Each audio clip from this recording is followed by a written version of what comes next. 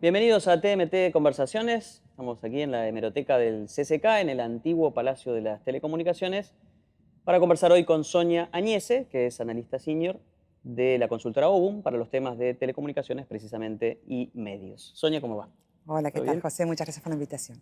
Sonia, ¿hay ya más o menos cierto consenso global acerca de qué cosas más o menos son las que hay que hacer en términos de regulación de la convergencia o todavía hay mucho margen para innovar? Bueno, hay ciertas cuestiones que son básicas, que sí o sí tienen que existir. Por un lado, digamos, cualquier empresa, si va a invertir en un país, va a crear las cosas que se piden usualmente: previsibilidad, un marco que sea estable, que dé, digamos, ciertas reglas que se mantengan en el tiempo, digamos, procesos judiciales también que sean transparentes, es decir, todo lo que tiene que ver con el clima de negocios. Es una Ujú. cuestión básica de inversión, más que nada en inversiones que tienen que ver con inversiones de largo plazo, con altas inversiones hundidas. Eso es como básico. Vos incluís el tema de la convergencia y claramente, como estamos hablando de altas inversiones, esto, digamos, como uno de los conceptos básicos es que las redes se pueden utilizar para todos los servicios, para justamente poder sacarle el mayor provecho posible y hacerlas rentables, ¿no? Uno de los principales problemas que se está viendo a veces con pequeños operadores o con operadores que no tienen escala es que no llegan a contar con el dinero suficiente para seguir invirtiendo y seguir haciendo creciendo la red. Entonces, con las actualizaciones tecnológicas que existen, van tendiendo a quedar retrasados y, bueno, en algún momento tienden a fusionarse, Ujú. ¿no? Entonces, esto respecto a lo que tiene que ver con el marco general y el concepto de cómo está el mercado viendo la evolución. Luego hay un punto central, digamos, que sabemos la importancia que hoy tiene todo lo que hace la movilidad. Entonces, todo lo que tiene que ver con el espectro es la piedra angular para que crezca todo el resto, ¿no? Ya cuando estábamos hablando de 5G, incluso, bueno, tiene una gran trascendencia para todo lo que tiene que ver con la Internet fija inalámbrica. Ya se habla siempre, digamos, como la última milla, en general va a ser inalámbrica. Entonces, esto requiere una planificación de corto, mediano y largo plazo, ¿no? Pero hay que estar permanentemente trabajando sobre esto y vemos lamentablemente que en América Latina vamos más lento de lo que debiéramos, ¿no? Ujú. Y además venimos de más atrás, ¿o no? Venimos de más atrás, digamos, cuando vemos, por ejemplo, el espectro para América Latina, vemos que el espectro 4G, la mitad del espectro clave, básico, digamos, las bandas principales, digamos, la banda 700, la banda de media AWS o Un 1800, paréntesis para sí, los que nos están escuchando. Espectro, hablamos de las frecuencias por las funcionan las las comunicaciones. comunicaciones Ujú. móviles, así como utilizan los servicios de televisión, utilizan las Claro. radios, utilizan los satélites, los Ujú. radiotaxis, todo tipo de servicios, pero hay ciertos bloques de frecuencias que se reservan para el uso de banda ancha móvil principalmente. Hoy ya no hablamos de telefonía móvil, ¿no? Ujú. Y esto lleva tiempo porque, claro, en algún momento ese espectro fue asignado para otros servicios y luego se define a nivel global cuáles son las bandas que van a elegirse para este tipo de servicios y, bueno, ya la industria se prepara para esto. Entonces, nosotros ya tenemos desde la América Latina cuál es el camino hacia dónde tenemos que ir. El tema, bueno, es cómo recorrerlo y en qué tiempo, ¿no? Claro. Porque, bueno, lo que vemos está ese atraso, ¿no? Ahora hay anuncios, digamos, ahí de posibles subastas acá en la Argentina. Pero bueno, siguiendo con los temas claves, el tema de la convergencia, dijimos, el marco legal general, lo que hace a todo lo que tiene que ver con el espectro. Luego, uno de los puntos centrales es la promoción de la competencia. Nosotros lo que vemos es que aquellos mercados que son sanos, que son saludables, son aquellos en donde existen competidores y que fue el gran cambio de aquellas empresas estatales donde uno tenía Entel y estaba años esperando que venga Claro. una línea. Bueno, cuando viene la competencia y uno puede elegir entre más de uno, y hoy mismo sucede, ¿no? Que tal proveedor no me da buen servicio, bueno, me cambio por otro que es mejor, otro que me da mejor precio, o simplemente me da un descuento porque contrato otro servicio.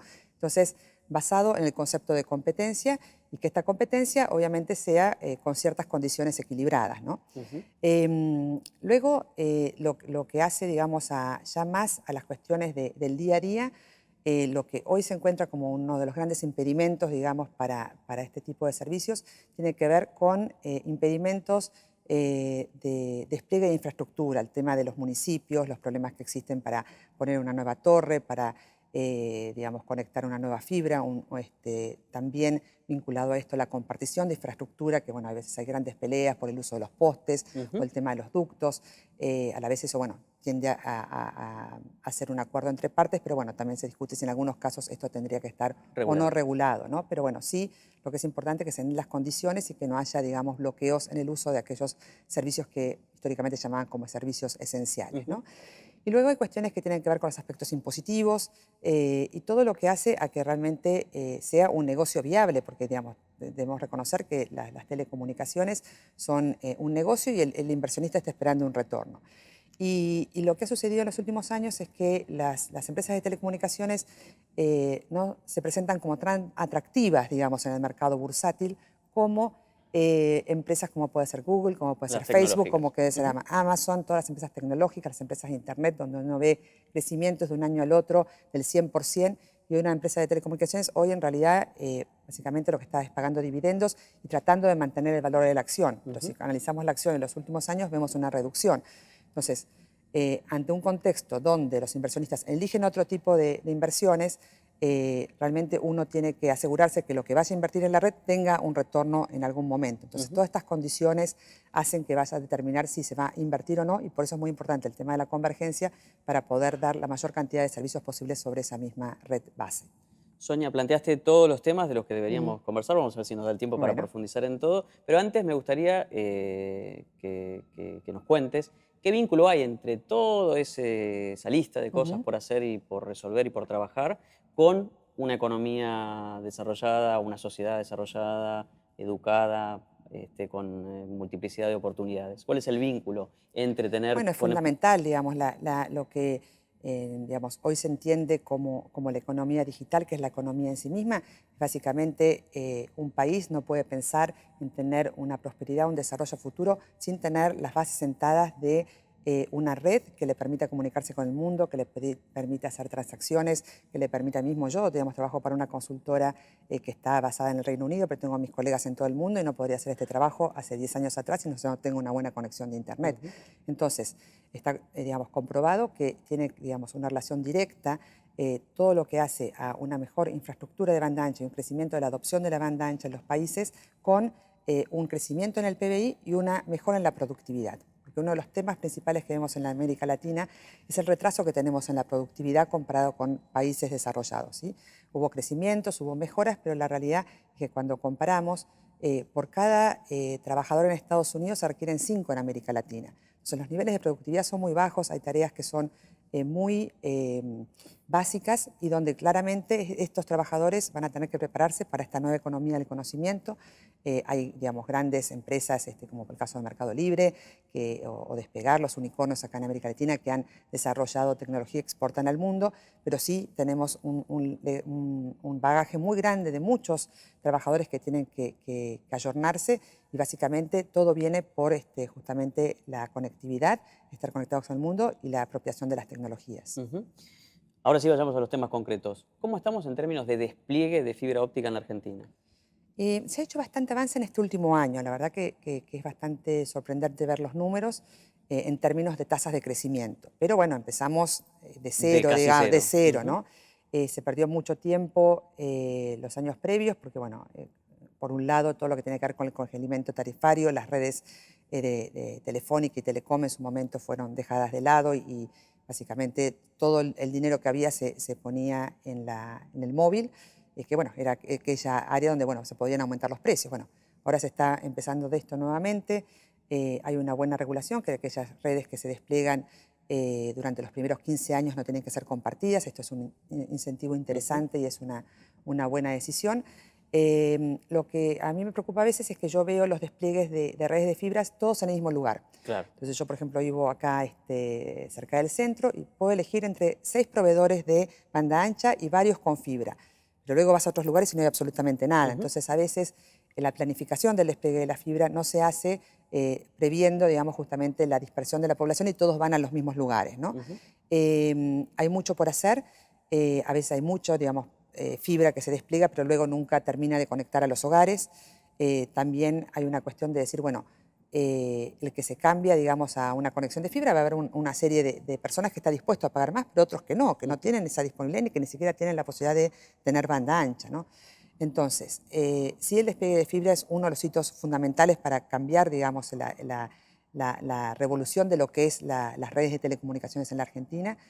Hay mucho más por hacer, creo que falta mucho trabajar en forma cooperativa entre los diferentes operadores, también con ayuda del regulador como facilitador para esto. Y también entendiendo que no solamente el regulador tiene participación, sino también los gobiernos municipales, donde hoy las ciudades también tienen un rol muy importante como centros para justamente el cambio de lo que llamamos Smart City o la ciudad de fibra, donde se plantean todos los servicios para los ciudadanos en forma integral. Entonces, todo el proceso de planificación, si se trabaja conjuntamente con las ciudades y no pensando, digamos, que sea una cuestión extractiva hacia las empresas, porque muchas veces se ponen altos impuestos a las empresas por desplegar fibra, por cada metro que se despliega se cobra una tasa altísima, sino pensar en realidad que es una inversión a futuro para que otras industrias se desarrollen, se afiancen en la ciudad y se puedan también dar otros servicios a los ciudadanos, ¿no? Todavía hay como una necesidad de alfabetizar a los intendentes, con todo respeto Muchísimo. dicho esto, respecto de la oportunidad que significa que se despliegue fibra, para lo cual hay que romper veredas o colgar En los cables de los postes. postes y instalar antenas, ¿no? Ahí Ujú. todavía hay los intendentes también tienen un rol que es administrar los temores de su población, que Seguro. además es su electorado, Sí, con las necesidades de comunicación y muchas veces no lo totalmente. están pudiendo resolver. Totalmente, totalmente. Y ahí, digamos, también, digamos, hay como procesos donde se establecen ciertos rehenes, digamos, durante las discusiones y se demoran muchísimo las decisiones. En algunos países, por ejemplo en Perú, lo que se ha logrado es la autorización automática, presentando ciertos papeles aprobados por los consejos de arquitectos, por el tema de impacto visual, los temas obviamente de protección ambiental. Y simplemente, digamos, excepto que haya un veto, todo se avanza directamente y Ujú. con eso se ganan tiempos. Y, digamos, uno de los puntos que obviamente es el tema impositivo, bueno, cómo plantear realmente esto para que las empresas estén interesadas en invertir y con un marco claro de cuánto van a tener que pagar, porque vemos permanentemente cada año cuando se discute la ordenanza municipal, se ajustan los valores, no se sabe cuánto va a ser, si se cuentan por antenas, si se cuentan por radiobase. Y la realidad que todo eso, a la larga, el que termina siendo perjudicado es el ciudadano y, en definitiva, la prosperidad del país a futuro, ¿no? Ujú. Sonia, al principio mencionaste la cuestión de la competencia. Ujú. Después de la pausa Sí. vamos a hablar de esa cuestión. ¿Cuántos operadores aseguran competencia e inversión? Pero eso va a ser después del corte.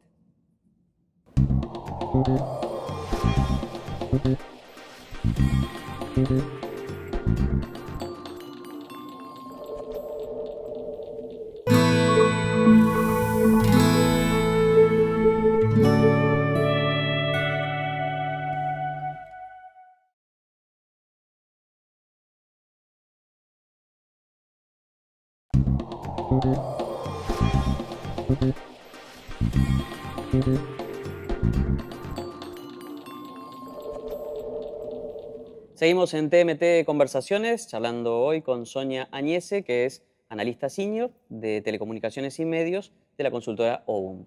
Había quedado pendiente la pregunta de cuántos operadores, de escala Ujú. nacional, digamos, aseguran competencia en un país de las características de la Argentina. Bueno, digamos, hoy tenemos una situación con 3 operadores nacionales, donde existe una situación a nivel del servicio móvil de bastante equilibrio, con situaciones bastante parejas, ¿no?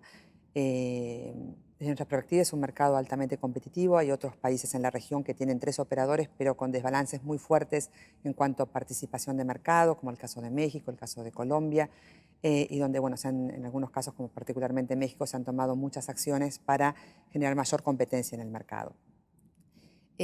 Lo que me parece interesante también entender lo que es competencia, con competencia de redes y competencia de servicios, ¿no? Porque a veces se discute, bueno, ¿cuántos competidores puede haber? Bueno, ¿cuántas redes puede haber? Claro. ¿Hasta cuándo hay nivel suficiente para poder competir? Como yo te decía, por mi casa pasan 6, 7 proveedores. Estoy segura que si hablamos dentro de 3 años, de esos 7 van a quedar 3. Uno va a ser comprado por otro y alguno se va a fundir.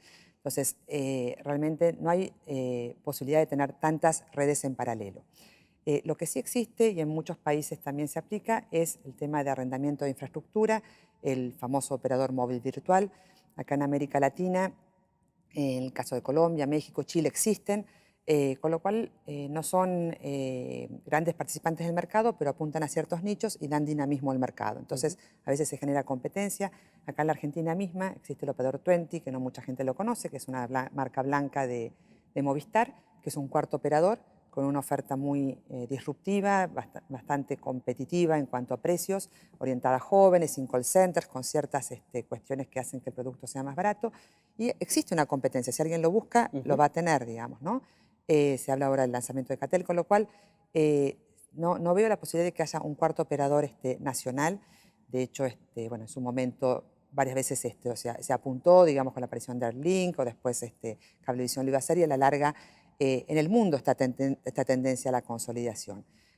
Sí hay participación para algunos pequeños o eventualmente también un operador de cable que pueda sumar un operador móvil virtual, pero realmente el espectro es un recurso muy escaso, con lo cual no se puede repartir entre tantos para que sea eficiente, ¿no?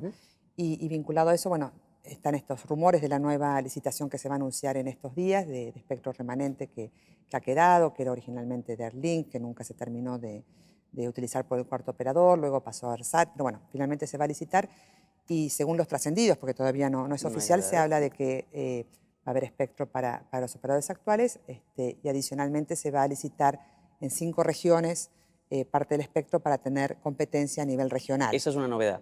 Eso es algo que salió como un trascendido, no sé si en la práctica va a ser ¿Existe o en no. otros países ese Es formato? un modelo, por ejemplo, que en Estados Unidos es bastante conocido, digamos, se ha aplicado históricamente con licencias paralelas que se hacen licitaciones por grandes regiones, bueno, para operadores nacionales, y luego hay pequeñas áreas locales.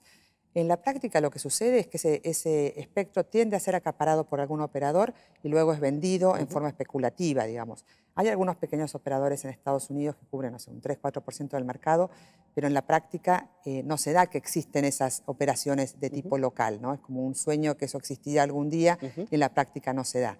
Incluso en Estados Unidos, como hablábamos, en un país, digamos, con una economía de escala totalmente diferente, como de 4 grandes operadores nacionales móviles pasan a 3 ahora, ¿no? Con la unión de Sprint y T-Mobile.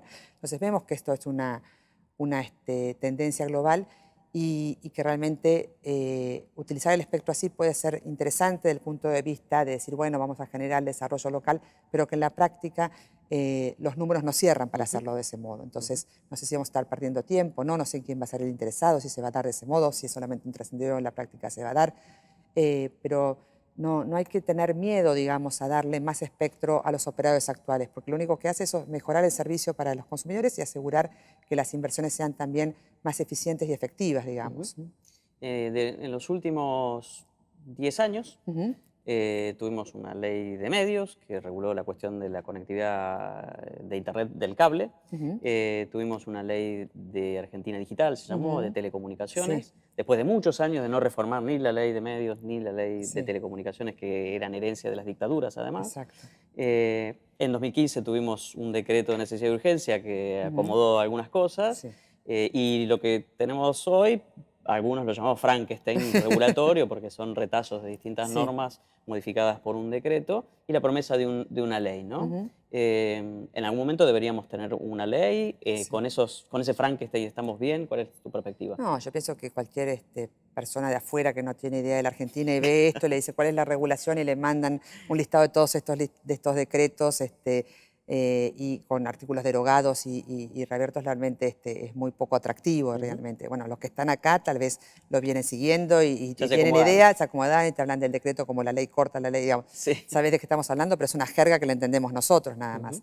Me parece que sería interesante tener una base única, digamos, que tiene que ser muy general, no entrar en los detalles, porque también está el riesgo, como pasó con la ley de medios, de entrar en el mínimo detalle y que luego obviamente eso no es aplicable. Entonces, trabajar en un marco global que dé una perspectiva para los inversores a grandes líneas, digamos, pero me parece que hoy por hoy eso no es posible, digamos, ¿no? Hay otros apuros, hay otras previsiones, pero lamentablemente, digamos, uno pensaba que, bueno, ahora iba a haber un ordenamiento y lo único que encuentra son partecitas como un patchwork regulatorio que tenemos actualmente. El hecho de que la Argentina se acerque a la OCDE y quiera, bueno, seducir a ese Sí. club para ser aceptado, puede impactar en una mejora de nuestros Yo creo que estándares sí, yo regulatorios? lo veo en el caso de México y Colombia, que siguen muy al pie de la letra las recomendaciones de la OCDE y hacen un seguimiento permanente de cómo están yendo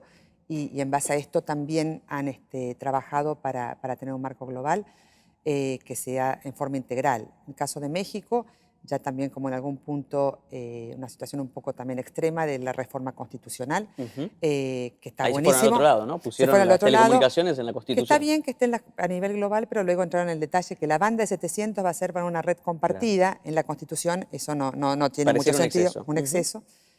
Colombia acaba de legislar finalmente su nueva ley TIC, también habían sido bastante, digamos, con su ministerio TIC hace unos años y también con un enfoque convergente interesante. Con lo cual, bueno, eso es promisorio y creo que puede ayudar. Lamentablemente acá en la Argentina siempre estamos como corriendo siempre con las urgencias, con la próxima elección cada 2 años, Ujú. ahora en unos meses, y eso hace que sea difícil llegar a acuerdos en este tipo de legislación marcos. Incluso, digamos, con ciertos cambios que uno piensa, bueno, esto va a ser para mejor y cuando uno ve el paso por el Senado termina siendo una peor versión de la que era originalmente. Ujú. Entonces, todo este tipo de mensajes para los inversionistas realmente hay que verlos y entender que, digamos, no es una cuestión de decir, bueno, esto estamos favoreciendo a los privados, es simplemente entender que estamos favoreciendo a los ciudadanos para que tengan los mejores servicios. Y en esta discusión estamos perdiendo todos con servicios que no tienen la calidad y no van a estar preparados para lo que está viniendo en los próximos años. Ujú.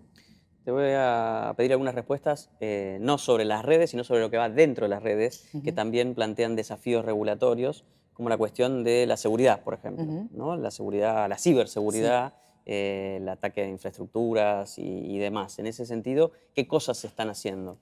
Bueno, hay, digamos, una preocupación global de esto. En la Unión Europea este año decidieron reforzar el organismo que se dedica al tema de la seguridad de las comunicaciones y hacer un assessment de realmente cómo están. Más allá, digamos, de las cuestiones políticas que uno lee en los diarios y demás, pero entender realmente los riesgos que esto tiene. Por otro lado, con el tema de IoT y todos estos dispositivos que están conectados, hubo casos de cámaras que salieron y se robó información. También se está trabajando en otros países sobre el tema de la homologación de estos equipos con un sistema de etiquetado, por ejemplo, identificando equipos por lo menos inicialmente eran con un código de buenas prácticas, ahora Ujú. se está por implementar en el caso de Reino Unido en forma estandarizada, que por ejemplo los equipos no pueden venir con passwords genéricas, por ejemplo cosas simples, Ujú. o tener un número donde poder llamar para cambiar las configuraciones, cosas muy sencillas que ayudan muchísimo a la seguridad, ¿no? Acá hay una parte que siempre es el eslabón más débil, que es el consumidor. Ujú. Entonces, bueno, trabajar mucho también en lo que hace a enseñarle al consumidor cómo usar estos servicios, cómo cuidar sus passwords. Particularmente, no sé, hace un par de semanas estuve en un evento que estuvo el CTO de Amazon Web Services acá en Argentina, digamos, AWS, digamos, uno de los líderes mundiales de Ujú. todo lo que tiene que ver con cloud y obviamente seguridad está de la mano. Y a mí me llamó mucho la atención que él en su presentación, obviamente son estas cosas que buscan una cosa muy marketinera, tenía una remera que decía Encrypt All, encripta todo. Todo. Que era muy bueno el sistema, ¿no? Ujú. Porque bueno, uno a veces no lo hace, ¿no? Y yo pensaba, ¿no? Que las redes de telecomunicaciones de por sí llevan la información encriptada y ningún CEO de ninguna telco sale con ese cartel ni dice que lo Ujú. está haciendo, ¿no? Entonces hay Ujú. también muchas cosas que se hacen y a veces no se dicen, con lo cual hay que trabajar para esto y básicamente sí, tener una clara visión de que, bueno, estas redes tienen muchísima información y que hay que darle la seguridad y la tranquilidad al consumidor y a todos los que estamos utilizando que cumplen con la Ujú. normativa. Sonia, muchas gracias. No, por favor, a vos. Muchas gracias, José. Estuvimos aquí en TMT Conversaciones charlando con Sonia Añese, que es analista senior para telecomunicaciones y media de la consultora Obum.